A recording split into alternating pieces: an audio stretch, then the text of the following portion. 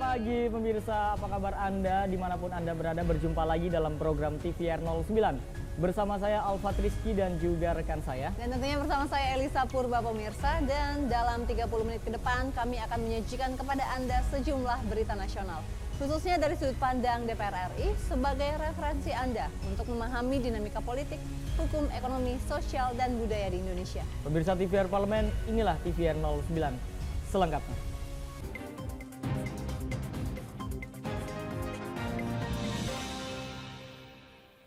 Pemirsa, kita awali TVR 09 pada pagi hari ini dari Komisi 9 DPR RI yang menilai setiap perguruan tinggi harus menindak tegas segala tindakan perundungan dan juga kekerasan agar tidak ada lagi tindakan perundungan di lingkungan pendidikan.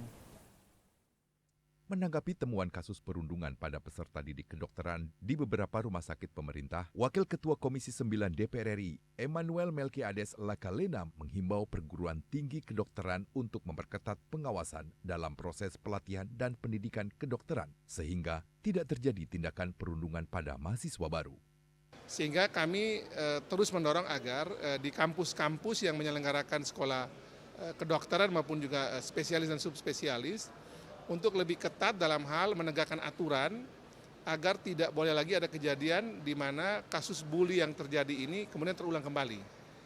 Sekolah masih memberikan atau kampus masih memberikan aturan yang tegas dari mulai proses seleksi, proses rekrutmen, proses semacam ospek begitu, dipastikan betul agar anak-anak didik ini tidak lagi mengalami kekerasan.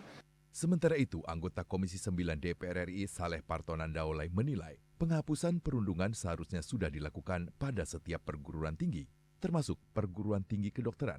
Untuk itu, diharapkan perguruan tinggi kedokteran dapat menindak tegas segala tindakan perundungan dan kekerasan di lingkungan pendidikan. Yang nanti sekarang yang dibully, besok dia jadi pembuli gitu. Jadi itu tidak baik. Gitu. Nah, hentikanlah. Di kampus-kampus umum saja sekarang kan apa yang disebut ospek zaman dulu itu sudah nggak ada. Dulu kan ada ospek. Ospek sekarang malah sudah berorientasi pada hal-hal yang bersifat kemanusiaan malah justru. Nah karena itu dalam bidang kedokteran itu pun harusnya seperti itu. Jangan merasa yang senior itu lebih bagus, lebih mulia daripada yang junior. Ferdian dan Arif, TVR Parlemen, melaporkan. Pemirsa, Komisi 10 DPR RI berharap pemerintah dapat meningkatkan efektivitas serta output yang dihasilkan dari peningkatan anggaran pendidikan yang akan digelontorkan melalui APBN 2024. Anggota Komisi 10 DPR RI Zainuddin Maliki mengingatkan pemerintah perihal output kualitas yang akan didapat dari besarnya anggaran pendidikan yang akan digelontorkan dalam RAPBN 2024. Pemerintah telah mengusulkan anggaran pendidikan sebesar 20% dari RAPBN tahun 2024. Zainuddin Maliki menyebut anggaran pendidikan selalu bertambah setiap tahunnya. Namun, efektivitas dan output yang dihasilkan dari anggaran tersebut belum ada yang terlihat. Tetapi persoalannya bukan soal sekedar menambah. Persoalannya itu bisa bekerja secara efektif dan efisien apa tidak. Ini yang perlu kita evaluasi. Kalau tambahan masih perlu. Sampai hari ini pendidikan dalam hal ini pemerintah melalui Menteri Pendidikan belum bisa memenuhi semua layanan pendidikan yang seharusnya dilakukan. Misalnya pengadaan guru, 1 juta guru itu belum terisi sampai sekarang. Baru terisi belakangan ini 500 sekian guru. Itu pun masih prosesnya masih dibayang-bayangi banyak masalah. Pemerintah telah menyiapkan anggaran pendidikan sebesar 660,8 triliun atau 20% dari APBN 2024. Anggaran tersebut terbagi atas alokasi belanja pusat sebesar 237,3 triliun, transfer daerah sebesar 346,6 triliun, dan pembiayaan investasi sebesar 77,0 triliun. Panji dan Ade, TVR Parlemen, melaporkan. Dalam pidato penyampaian RAPBN beserta nota keuangannya di sidang paripurna DPR beberapa waktu lalu, Presiden Joko Widodo menjadikan transisi energi sebagai salah satu fokus pemerintah di tahun anggaran 2024. Dan informasi selengkapnya akan kami hadirkan usai jeda berikut ini. Tetaplah di TVR 09. Mengenal tugas dan fungsi DPR RI. Dewan Perwakilan Rakyat atau DPR adalah lembaga negara yang mewakili aspirasi rakyat. Kehadiran DPR RI merupakan salah satu bukti bahwa Indonesia merupakan negara demokrasi. Sebagai salah satu lembaga perwakilan rakyat, apa saja tugas dan fungsi yang diemban DPR RI? Berdasarkan pasal 20A ayat 1 Undang-Undang Dasar 1945, DPR memiliki 3 fungsi, yakni fungsi legislasi, anggaran, dan pengawasan. Tugas dan wewenang DPR berbeda untuk setiap fungsinya. Yang pertama, fungsi legislasi. Menyusun program legislasi nasional atau prolegnas, menyusun dan membahas rancangan undang-undang, menerima rancangan undang-undang yang diajukan oleh DPD, membahas rancangan undang-undang yang diusulkan oleh Presiden ataupun DPD, menetapkan undang-undang bersama dengan Presiden, menyetujui atau tidak menyetujui peraturan pemerintah pengganti undang-undang yang diajukan oleh Presiden untuk ditetapkan menjadi undang-undang. Yang kedua, fungsi anggaran. Memberikan persetujuan atas rancangan undang-undang tentang APBN yang diajukan oleh Presiden. Memberikan persetujuan terhadap pemindahtanganan aset negara maupun terhadap perjanjian yang berdampak luas bagi kehidupan rakyat yang terkait dengan beban keuangan negara. Menindaklanjuti hasil pemeriksaan atas pengelolaan dan tanggung jawab keuangan negara yang disampaikan oleh BPK. Memperhatikan pertimbangan DPD atas rancangan undang-undang tentang APBN dan rancangan undang-undang terkait pajak, pendidikan, dan agama. Yang ketiga, fungsi pengawasan.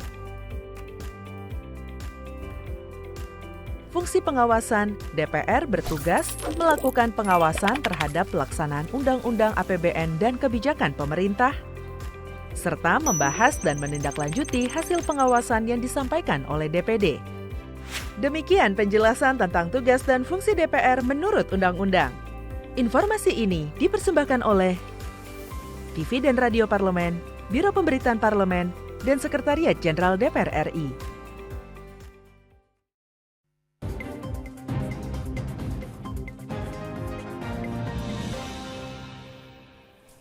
Anda kembali menyaksikan TVR 09. Pemirsa, sebagai upaya untuk mempercepat penurunan emisi karbon, Komisi 4 DPR RI mendorong adanya program nyata serta dukungan anggaran dari pemerintah sebagai bentuk komitmen dalam transisi energi hijau. Dalam pidato penyampaian RAPBN beserta nota keuangannya di sidang paripurna DPR beberapa waktu lalu, Presiden Joko Widodo menjadikan transisi energi sebagai salah satu fokus pemerintah di tahun anggaran 2024. Komisi 4 menegaskan pemerintah harus berkomitmen secara menyeluruh melalui program, kebijakan, maupun anggaran untuk mewujudkan transisi energi dari energi fosil ke energi baru terbarukan.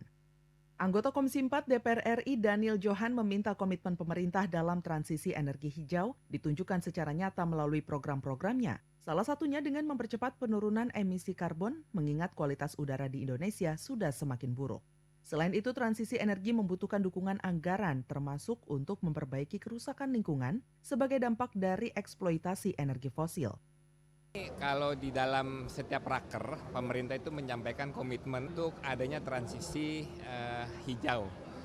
Tetapi memang secara detail itu perlu tindak lanjut. Contohnya seperti gini, komitmen untuk mengurangi CO2. Kayak sekarang Jakarta lagi ada masalah isu udara buruk ya. Tetapi pada saat yang sama Indonesia membuka diri untuk menjadi tempat beralihnya industri yang di banyak negara sudah dilarang karena mempunyai dampak yang sangat besar terhadap pencemaran udara dan kerusakan lingkungan, malah kita menjadi tempatnya. Termasuk misalkan komitmen anggaran ya untuk mengatasi kerusakan hutan, untuk mengatasi kebakaran lahan itu masih sangat kecil. Kedepannya Daniel meminta pemerintah lebih selektif dalam membuka ataupun memberikan izin kepada industri-industri dengan tingkat pencemaran tinggi. Adila dan Dodi, TVR Parlemen melaporkan. Pemirsa, agar target pertumbuhan ekonomi di tahun 2024 dapat tercapai, Badan Anggaran DPR RI menilai pemerintah perlu meningkatkan produk domestik bruto. Di tahun terakhir, pemerintahan Presiden Joko Widodo APBN terus digenjot untuk meningkatkan kualitas belanja. Namun rasio utang terhadap produk domestik bruto atau PDB masih tinggi, yaitu sekitar 39%. Utang Indonesia saat ini bahkan hampir menyentuh 7.900 triliun rupiah. DPR meminta utang dikelola dengan baik dengan mempertimbangkan resiko serta pengaturan komposisi yang optimal, baik dari mata uang, suku bunga, hingga jatuh tempo. Wakil Ketua Badan Anggaran DPR RI Cucun Ahmad Syamsurijal menyebut, meski rasio utang meningkat, pemerintah selama ini sudah mengelola utang dengan hati-hati. Kondisi kesinambungan fiskal secara umum telah membaik seiring terkendalinya pandemi COVID-19. Pemulihan ekonomi pasca pandemi juga memberikan dampak positif pada kinerja APBN. Namun Cucun meminta pemerintah meningkatkan PDB agar target pertumbuhan ekonomi tahun depan sebesar 5,2% dapat dicapai. Kalau kita utangnya misalkan sudah mencapai 37% karena PDB-nya 17.000. Kalau PDB-nya 20.000 pasti persentasenya akan turun. Kalau kita memiliki kredit rumah kita dulu cicilan 1 juta itu besar. Karena pendapatan kita cuma 1,5 juta, kalau pendapatannya udah 3 juta jadi kecil. Itu bagus juga. Tadi saya sampaikan, saya setuju. Kekayaan alam kita cukup luar biasa. Asal pasal 33 ini benar-benar semua kekayaan yang ada dalam Republik tercinta ini yang terkandung, baik darat, laut, udara, dimanfaatkan sebesar-besarnya untuk kemakmuran rakyat, insya Allah negara kita akan paling bertahan dan menjadi negara maju. Saat ini rasio utang Indonesia berada di kisaran 39%. Angka ini menjadi salah satu yang terendah di antara negara ASEAN dan negara-negara anggota G20. Andri dan Dwi, TVR Parlemen melaporkan. Pemirsa, Komisi 4 DPR RI menilai penghijauan di wilayah Jakarta dan sekitarnya menjadi salah satu langkah untuk menyelesaikan polusi udara serta dampaknya pada gangguan kesehatan masyarakat. Selama beberapa pekan terakhir, Jakarta menempati peringkat pertama sebagai kota dengan polusi tertinggi di dunia. Komisi 4 DPR RI meminta pemerintah memberikan solusi komprehensif untuk selesaikan permasalahan polusi udara serta dampaknya terhadap kesehatan masyarakat. Anggota Komisi 4 DPR RI Hermanto mempertanyakan efektivitas hujan buatan yang diambil KLHK sebagai langkah penyelesaian polusi. Pasalnya, anggaran hujan buatan yang cukup besar seharusnya diperhitungkan pemerintah agar dapat memberi dampak yang juga besar dalam menyelesaikan permasalahan ini. Hermanto meminta pemerintah menyiapkan solusi komprehensif mulai dari jangka pendek, menengah, hingga jangka panjang agar permasalahan polusi udara dan dampaknya pada gangguan kesehatan masyarakat dapat diselesaikan. Tapi kan kita harus juga bertanya seperti apa efektifnya, karena itu Jakarta ini luas, ya kan? Harus lihat juga cakupannya seperti apa. Ini yang perlu kita cermati, ya kan? Sementara kita juga harus bagaimana mengatasi kan terjadinya kerusakan-kerusakan lingkungan akibat misalnya adanya kebakaran hutan, ya kan? Adanya penggundulan hutan dan lain sebagainya macamnya. Dan juga ada upaya juga kita harus melakukan penghijauan di kota Jakarta ini. Jadi masyarakat itu harus diimbau segala macam cara lah kita harus lakukan supaya komprehensif. Dilaporkan 100.000 warga Jakarta mengidap infeksi saluran pernapasan akut atau ISPA. Beberapa di antaranya merupakan balita dan anak-anak. Hal ini diduga akibat pencemaran udara. Hermanto meminta pemerintah menyiapkan banyak cara penyelesaian, termasuk melakukan penghijauan di wilayah Jakarta dan sekitarnya. Panji dan Ade, TVR Parlemen, melaporkan. Baik pemirsa, seperti yang diketahui, buruknya kualitas udara di Jakarta saat ini tengah menjadi sorotan. Kualitas udara Jakarta yang saat ini selalu di atas angka 15 tergolong tinggi dan masuk kategori tidak sehat. Informasinya sesaat lagi, tetaplah bersama kami.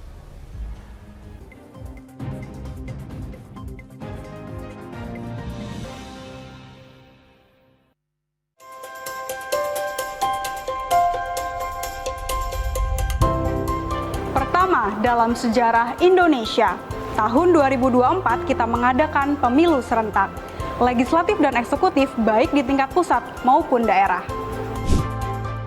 Catat waktunya, Rabu 14 Februari 2024. Untuk pemilihan legislatif, Anda akan memilih anggota DPD, anggota DPR, anggota DPRD Provinsi, dan anggota DPRD Kabupaten atau Kota. Selain pemilu legislatif, Anda juga akan memilih presiden dan wakil presiden loh pemirsa. Di bulan November, tepatnya Rabu, 27 November 2024, juga akan diadakan pemilihan kepala daerah atau pilkada serentak. Dalam pilkada nanti, Anda akan memilih gubernur dan wakil gubernur, bupati dan wakil bupati, serta wali kota dan wakil wali kota. Nah, pemirsa sudah tahu kan waktunya? Kini saatnya Anda untuk mempersiapkan diri. Kenali calon-calon wakil rakyat dan pemimpin Anda dengan baik.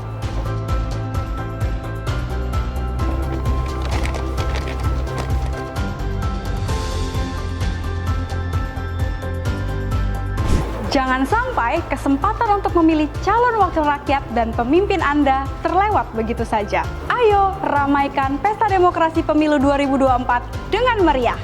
Demi masa depan bangsa Indonesia.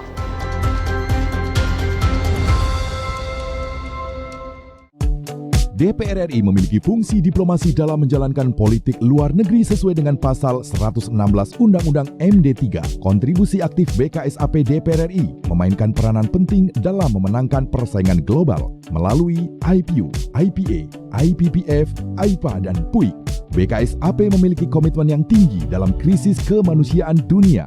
Fungsi diplomasi dijalankan untuk mendukung upaya pemerintah dalam melaksanakan politik luar negeri.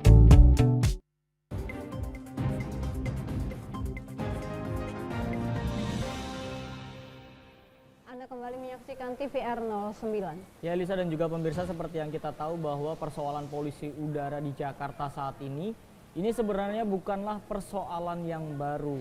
Dan memang persoalan ini merupakan akumulasi dari polusi udara yang terjadi beberapa tahun belakangan tentunya. Ya, dan juga pemirsa, DPR RI mengkhawatirkan jika terus dibiarkan maka ini akan mengancam kesehatan masyarakat.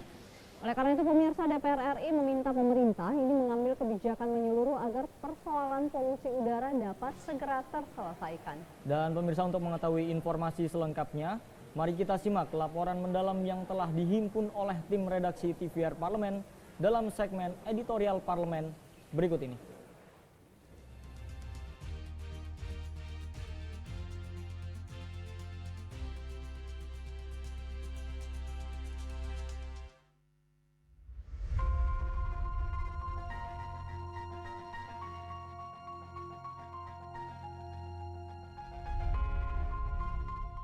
Jakarta sudah menjadi perbincangan masyarakat terkait kualitas udaranya yang buruk. Dan sejak bulan Mei lalu atau saat musim kemarau tiba, semakin menjadi sorotan. Dari pertengahan Mei hingga sekarang, indeks kualitas udara Jakarta selalu di atas angka 150. Angka itu tergolong tinggi dan masuk kategori tidak sehat. Sesungguhnya, persoalan polusi udara di Jakarta ini adalah persoalan yang sudah menahun. Kurang tepat bila pemerintah menganggap buruknya kualitas udara adalah masalah musiman. Padahal, kekotoran udara Jakarta hari ini merupakan rangkaian atau akumulasi dari polusi yang terjadi selama bertahun-tahun. Jika terus dibiarkan, kondisi ini akan mengancam kesehatan masyarakat, bahkan kematian. Dari sejumlah kematian akibat polusi udara, 37% diantaranya disebabkan oleh penyakit jantung sistemik dan stroke, 23% akibat infeksi saluran pernafasan, 18% kematian dipicu penyakit paru kronis, dan 11% diakibatkan oleh kanker saluran pernafasan. Ya, kualitas udaranya jadi buruk, itu yang memicu ISPA. Nah, ISPA ini terutama pneumonia memang pada anak-anak berbahaya dan itu bisa menimbulkan kematian. Karena itu, pertama masyarakat protokol kesehatannya diperbaiki lagi. Pakai masker sekarang menurut saya digalakkan lagi. Kita akan minta Kementerian Kesehatan bicara dengan Kementerian Lingkungan Hidup kemudian juga dengan beberapa pihak terkait ya, kementerian terkait untuk bisa mengurangi polusi udara ini dari semua sektor yang mempengaruhi. Pemerintah terkesan tidak siap menyelesaikan masalah polusi udara ini secara holistik. Kebijakan-kebijakan yang diambil pun parsial dan sektoral. Persoalannya ada di hulu dan hilir. Namun, kebanyakan yang tersentuh hanyalah masalah di hilir. Misalnya, tentang usulan diberlakukannya sistem kerja hybrid, yakni antara kerja dari rumah dan kerja di kantor. Tujuannya untuk mengurangi mobilitas dan aktivitas masyarakat menggunakan transportasi selama pergi dan pulang bekerja. Namun hal itu tidak pernah efektif jika tidak ada pengembangan transportasi massal sampai ke daerah penyangga Jakarta. Pemerintah juga tak pernah kuasa membatasi jumlah kendaraan bermotor karena pajak yang bisa didapat dari sektor tersebut cukup besar. Begitu pula dengan usulan konversi mobil konvensional ke mobil listrik, bak sebuah simalakama. Listrik yang digunakan sebagai tenaga itu sebagian besar juga berasal dari pembangkit tenaga uap yang merupakan sumber polusi. Untuk saat ini, pemerintah terlebih dahulu harus mempertegas regulasi uji emisi dan kelayakan jalan pada kendaraan yang berusia tua. Ya, segala cara bisa dilakukan ya, itu untuk mengurangi sebetulnya. Tapi kita lihat dulu deh, yang harus kita benar-benar laksanakan adalah mobil atau kendaraan yang betul-betul layak untuk jalan. Jadi uji emisi ini juga betul harus dilakukan. Kemudian polusi-polusi yang lain juga harus standarisasinya harus benar. Komitmen pemerintah terhadap energi hijau dan ekonomi hijau harus dilaksanakan secara serius, bukan hanya sekedar wacana. Begitu pula perizinan kepada industri-industri yang memiliki tingkat pencemaran tinggi juga harus diperketat. Ya, sejauh ini kalau di dalam setiap raker, pemerintah itu menyampaikan komitmen untuk adanya transisi hijau. Tetapi memang secara detail itu perlu tindak lanjut. Contohnya seperti gini. Oke, sekarang Jakarta lagi ada masalah isu udara buruk ya. Tetapi pada saat yang sama Indonesia membuka diri untuk menjadi tempat beralihnya industri yang di banyak negara sudah dilarang karena mempunyai dampak yang sangat besar terhadap pencemaran udara dan kerusakan lingkungan, malah kita menjadi tempatnya, menjadi sasarannya ya. Sudah saatnya semua pihak memiliki paradigma yang sama bahwa udara kotor yang berpotensi mematikan itu merupakan sebuah petaka dan bencana. Penyelesaiannya tidak bisa lagi sepotong-potong dan parsial. Seluruh daya dan upaya mesti dikerahkan secara holistik demi udara Jakarta yang lebih bersih dan kehidupan yang lebih baik.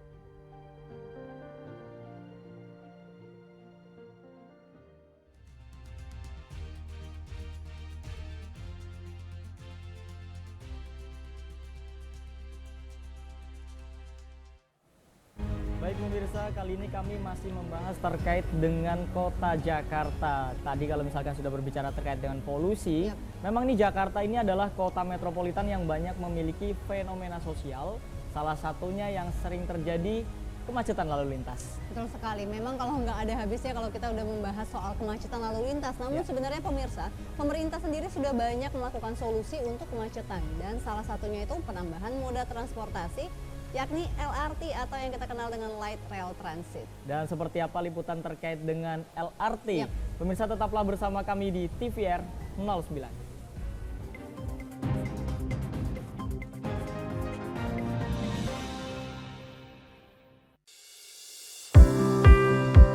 Mengenal tugas dan fungsi DPR RI. Dewan Perwakilan Rakyat atau DPR adalah lembaga negara yang mewakili aspirasi rakyat. Kehadiran DPR RI merupakan salah satu bukti bahwa Indonesia merupakan negara demokrasi. Sebagai salah satu lembaga perwakilan rakyat, apa saja tugas dan fungsi yang diemban DPR RI? Berdasarkan pasal 20A ayat 1 Undang-Undang Dasar 1945, DPR memiliki 3 fungsi, yakni fungsi legislasi, anggaran, dan pengawasan. Tugas dan wewenang DPR berbeda untuk setiap fungsinya. Yang pertama, fungsi legislasi. Menyusun program legislasi nasional atau prolegnas, menyusun dan membahas rancangan undang-undang, menerima rancangan undang-undang yang diajukan oleh DPD, membahas rancangan undang-undang yang diusulkan oleh Presiden ataupun DPD, menetapkan undang-undang bersama dengan Presiden, menyetujui atau tidak menyetujui peraturan pemerintah pengganti undang-undang yang diajukan oleh Presiden untuk ditetapkan menjadi undang-undang. Yang kedua, fungsi anggaran. Memberikan persetujuan atas rancangan undang-undang tentang APBN yang diajukan oleh Presiden. Memberikan persetujuan terhadap pemindahantanganan aset negara maupun terhadap perjanjian yang berdampak luas bagi kehidupan rakyat yang terkait dengan beban keuangan negara. Menindaklanjuti hasil pemeriksaan atas pengelolaan dan tanggung jawab keuangan negara yang disampaikan oleh BPK. Memperhatikan pertimbangan DPD atas rancangan undang-undang tentang APBN dan rancangan undang-undang terkait pajak, pendidikan, dan agama. Yang ketiga, fungsi pengawasan. Fungsi pengawasan, DPR bertugas melakukan pengawasan terhadap pelaksanaan undang-undang APBN dan kebijakan pemerintah, serta membahas dan menindaklanjuti hasil pengawasan yang disampaikan oleh DPD. Demikian penjelasan tentang tugas dan fungsi DPR menurut undang-undang. Informasi ini dipersembahkan oleh TV dan Radio Parlemen, Biro Pemberitaan Parlemen, dan Sekretariat Jenderal DPR RI.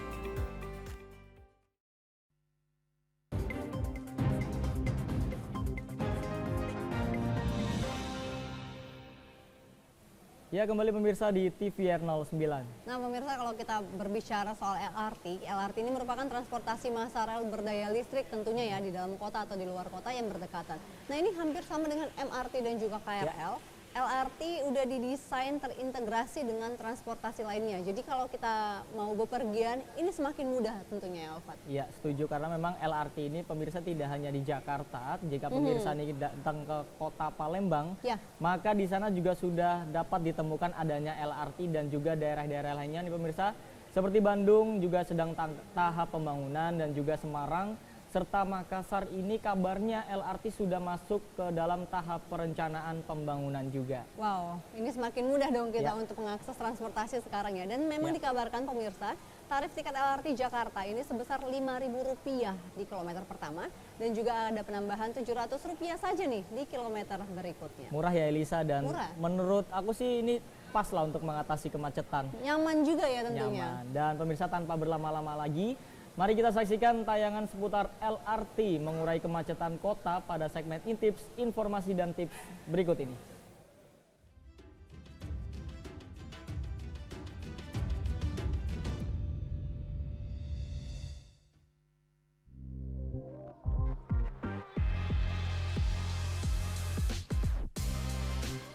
Jakarta. Ibu kota Indonesia ini menjadi pusat pemerintahan, ekonomi, dan kegiatan sosial yang beragam.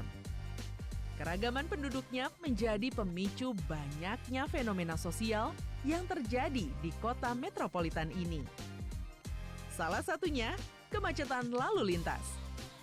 Bukan barang baru, banyak yang menyebut hidup di Jakarta itu tua di jalan. Bener gak sih? Pemirsa, pemerintah sebenarnya sudah memikirkan solusi dari masalah yang satu ini. Salah satunya dengan penambahan moda transportasi, yakni LRT atau Light Rail Transit. Hampir sama dengan MRT dan KRL, LRT juga merupakan transportasi massal rel berdaya listrik di dalam kota atau antar kota yang berdekatan. Bedanya, LRT beroperasi di jalur layang nih pemirsa. Sudah pernah belum coba naik LRT? Nah, penyediaan LRT ini dinilai bisa mengurai macetnya ibu kota karena memiliki jalur yang terpisah dari jalan raya. Kapasitasnya juga besar. Pada setiap rangkaian LRT pada kondisi normal mencapai lebih kurang 740 penumpang. Dan pada kondisi padat bisa mencapai 1.300-an penumpang. Sudah terhitung yang duduk dan berdiri ya pemirsa. LRT Jabodebek terdiri dari 31 kereta dengan masing-masing rangkaian 6 kereta sehingga terdapat total 186 unit kereta. Pemirsa, selain itu LRT juga didesain terintegrasi nih dengan sistem transportasi lainnya. Jadi kita semakin mudah ya kalau mau melanjutkan perjalanan bisa dengan KRL atau dengan bus Transjakarta. Kalau di Jakarta, saat ini LRT sudah beroperasi dengan rute perjalanan lintas Cibubur dan lintas Bekasi yang terdapat total 18 stasiun. Selain di Jakarta, di Palembang juga sudah ada LRT loh pemirsa.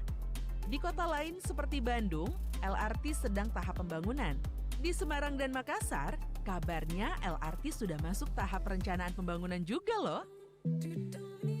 Untuk tarif tiket LRT Jakarta, sebesar Rp5.000 di kilometer pertama dan penambahan Rp700 saja per kilometer selanjutnya.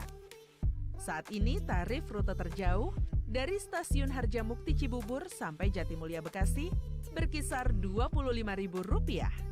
Pemirsa bisa melakukan pembayaran menggunakan kartu uang elektronik atau membeli kartu SJT atau Single Journey Trip di loket pembelian tiket. Sudah terhindar dari kemacetan, ramah di kantong pula kan? Namun pemirsa, meskipun LRT dapat membantu mengurai kemacetan di Jakarta, tidak ada solusi tunggal yang dapat mengatasi masalah kemacetan secara keseluruhan. Masih dibutuhkan kesadaran dari kita nih pemirsa, untuk mau menaati peraturan lalu lintas dan selalu berusaha memaksimalkan penggunaan kendaraan umum. Selain itu, tanpa sadar, kalau kita turut menggunakan transportasi umum, kita sudah ikut menjaga lingkungan loh pemirsa. Emisi dari kendaraan pribadi semakin berkurang, udara Jakarta bisa semakin bersih deh. Yuk kita ramai-ramai naik LRT.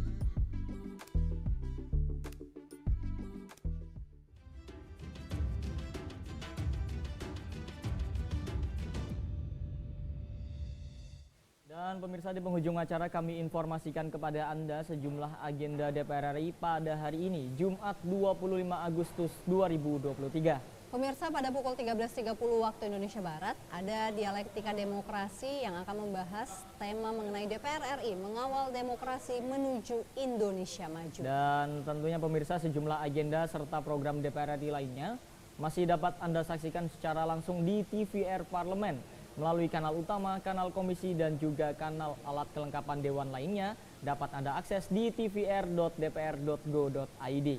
Dan pemirsa, TVR Parlemen segmen tadi sekaligus menutup perjumpaan kita pada pagi hari ini. Dan kami, segenap kru TVR Parlemen yang bertugas tentunya mengucapkan terima kasih telah menyaksikan TVR 09 pagi ini. Ada saya Elisa Purba, juga rekan saya. Bersama saya Alfat Rizky, sampai berjumpa kembali di TVR 09 pekan depan. TVR Parlemen, Referensi Indonesia.